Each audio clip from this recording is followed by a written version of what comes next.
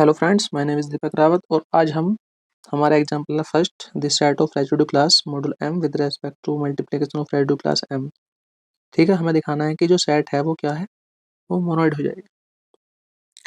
तो we have सबसे पहला एक हमने सेट ले लिया ऑफ रेसिड्यू क्लासेस का। अब देखो इसका रेसिड्यू क्लास मॉड्यूलो कितना है एम। ठीक है, रेसिड्यू क्लास मॉड्यूलो एम। तो उसमें जो रेसिड्यू क्लासेस का सेट रहेगा उसमें जो एलिमेंट आएंगे वो मॉड्यूलो एम से कम रहेगा, यानी कितना 0, residue class of 1, residue class of 2। ठीक है, dot dot dot dot residue class of m-1। तो उससे कम हो गया सेट के अंदर। अब हमें दिखाना है कि सेट जो है वो मोनोइड हो जाए।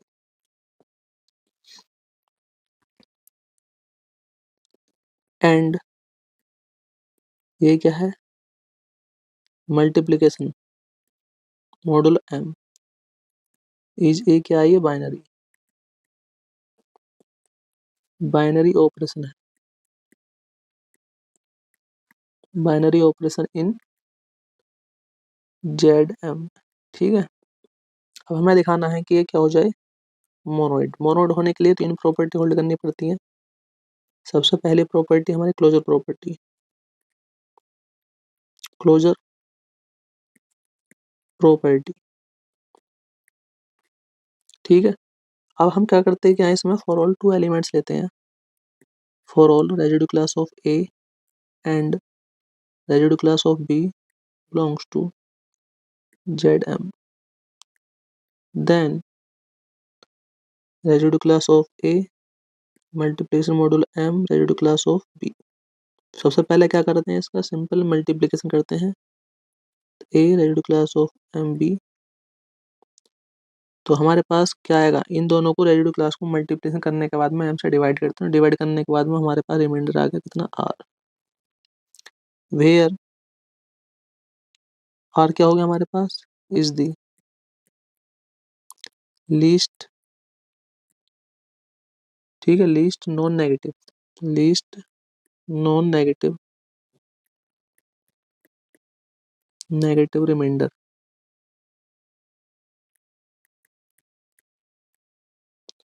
नॉन नेगेटिव रिमाइंडर वहन जब product when product of A B is divided by M. तो इसमें क्लोजर प्रॉपर्टी होल्ड हो चुकी। ठीक है, तो हमारे पास क्लोजर प्रॉपर्टी होल्ड हो चुकी इसके अंदर। अब हम कह सकते हैं क्लियरली, ये भी हमें क्लियर हो चुका। जो रिमाइंडर हमारा वो 0 से ग्रेटर है, 0 के equal and less than M. ठीक है, थर्ड जेड एम क्या होगा, इज क्लोज्ड। सेकंड हमारे पास प्रॉपर्टी एसोसिएटिव,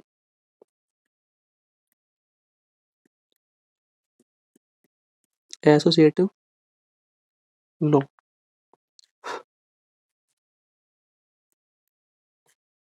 इसमें क्या करते हैं हम, फॉर ऑल 3 रेसिड्यू क्लासेस लेंगे। For all residue class of A, residue class of B, residue class of C belongs to ZM। Now ठीक है, अब इसमें एसोसिएटिव प्रॉपर्टी होल्ड कराते हैं। तो रेसिड्यू क्लास ऑफ ए, ठीक है, multiplication modulo M residue class of B. अब ये 2 एलिमेंट हमने ले लिया ब्रैकेट के अंदर और थर्ड वाले एलिमेंट को ले लिया ब्रैकेट के बाहर, रेसिड्यू क्लास ऑफ सी। ठीक है, सबसे पहले हम क्या करते हैं, इनकी सिंपल मल्टीप्लाई करेंगे। तो ए, ठीक है, मल्टीप्लिकेशन मॉडुलो एम बी और बाहर कितना आ गया, multiplication modulo residue class of C. तो इनकी सिंपल मल्टीप्लिकेशन आएगी कितना, ए बी। ठीक है, कितना आएगी, ए बी। तो ए बी मल्टीप्लिकेशन मॉडुलो कितना सी। अब इनकी मल्टीप्लाई करते हैं, कितना आएगा A B multiplication modulo M, कितना आ गया सी। अब हम इन्हें क्या करेंगे, अलग अलग कर देंगे। ठीक है, ये हमारे पास क्या आ गई, रेजिड्यू क्लासेस आ गई। अब इन्हें अलग अलग करो, तो इसे हम ऐसा भी लिख सकते हैं ए रेजिड्यू क्लास ऑफ बी, इसमें एसोसिएटिव प्रॉपर्टी अप्लाई करते हैं, तो कितना का बी और कितना सी, तो इसे हमने ऐसे लिख लिया। फिर residue class of A multiplication modulo M residue class of B C. ठीक है, फिर थोड़ा सा और सोल्व करा हमने इसे, तो residue class of A multiplication modulo M. अब इसे सोल्व करते हैं, तो इसे हम ऐसे लिख सकते हैं, तो पहले हम स्मॉल ब्रैकेट लगाएंगे, residue class of B multiplication modulo M residue class of C bracket. अब देखो हमारा एसोसिएटिव प्रॉपर्टी होल्ड हो चुकी, यहाँ पे आप तो ध्यान से देखोगे तो एसोसिएटिव प्रॉपर्टी हमारी होल्ड हो चुकी है। ठीक है, अब हम कह सकते हैं इट मीन्स एसोसिएटिव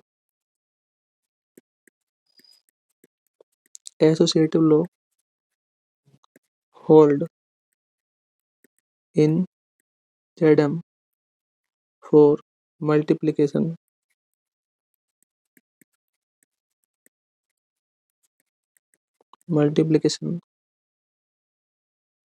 रेजिड्यू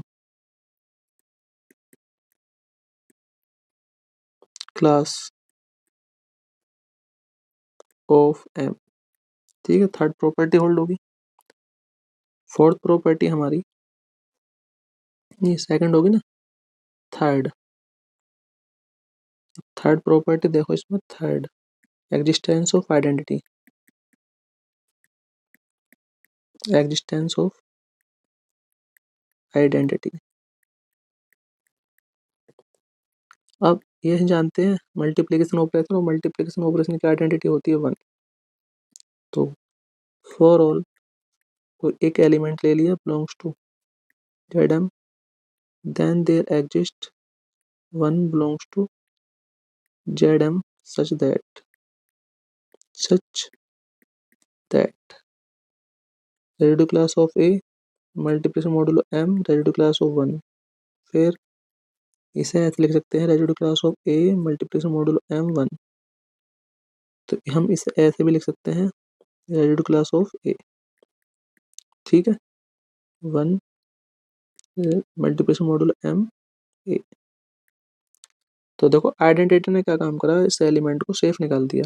तो अब हम कह सकते हैं, तो residue class of 1 is the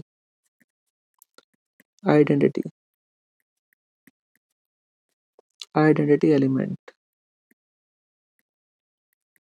in Z M. ठीक है, थर्ड प्रॉपर्टी होल्ड होंगे। फोर्थ देखो, फोर्थ हो रही है चेक करके, नहीं fourth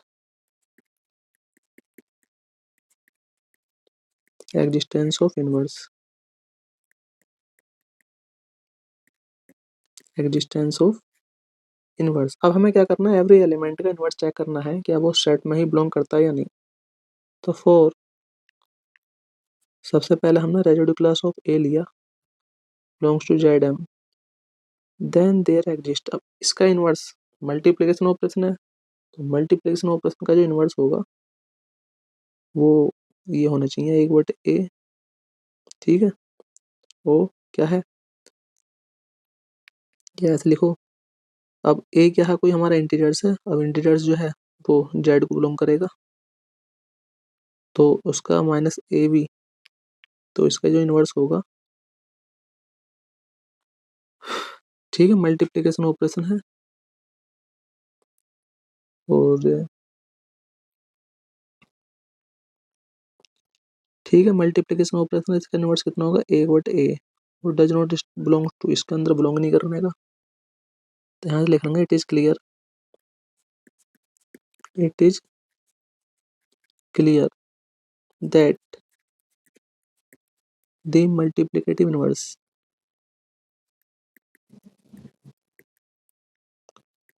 multiplicative inverse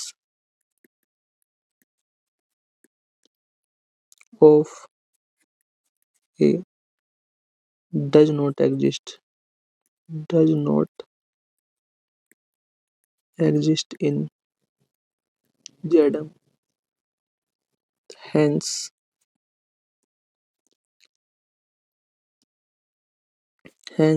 Zm multiplication module M is not a group but